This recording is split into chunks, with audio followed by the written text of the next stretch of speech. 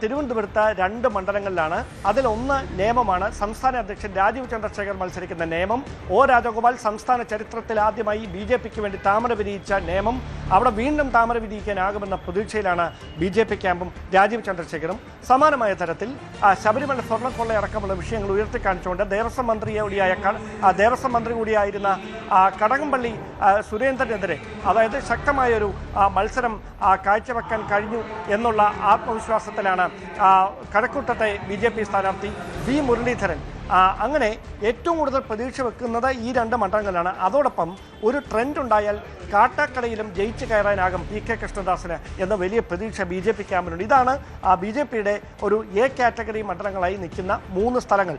അതോടൊപ്പം വട്ടിയൂർക്കാവിലടക്കം ശക്തമായ മത്സരം നടക്കുന്നുവെന്നാണ് BJP പറയുന്നത്. പക്ഷേ നമുക്ക് അടുത്ത വൃത്തങ്ങളുമായൊക്കെ സംസാരിക്കുമ്പോൾ അവർ പ്രതീക്ഷയോടെ നോക്കിക്കാണുന്നത് ഈ സ്ഥലങ്ങളാണ്.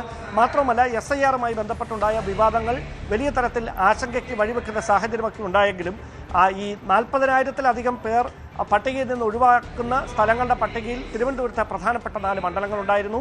അതുമായി ബന്ധപ്പെട്ട ആശങ്കകൾ രാഷ്ട്രീയ പാർട്ടികൾ തന്നെ തെരഞ്ഞെടുപ്പ് കമ്മീഷനെ അറിയിക്കുകയും അവിടെ ഏതെങ്കിലും അബദ്ധത്തിൽ പേര് വിട്ടുപോവുകയോ ബോധപൂർവ്വം പേര് വിട്ടുപോവുകയോ ചെയ്ത ആളുകളുടെ പേരുകൾ കൃത്യമായി വീണ്ടും പട്ടികയിൽ ഉൾപ്പെടുത്താനുള്ള ഇടപെടലുകൾ നടന്നിട്ടുണ്ട് എന്നാണ് രാഷ്ട്രീയ പാർട്ടിയുടെ പ്രതിനിധികളും തെരഞ്ഞെടുപ്പ് കമ്മീഷനുമൊക്കെ വ്യക്തമാക്കുന്നത്. അതുകൊണ്ട് ഏത് തരത്തിലാകും SIRമായി ബന്ധപ്പെട്ടുണ്ടായ ഒമിഷൻ അത് ഈ തെരഞ്ഞെടുപ്പിനെ സ്വാധീനിക്കുക എന്നത് ഫലം വന്നാൽ മാത്രമേ അറിയാൻ കഴിയൂ.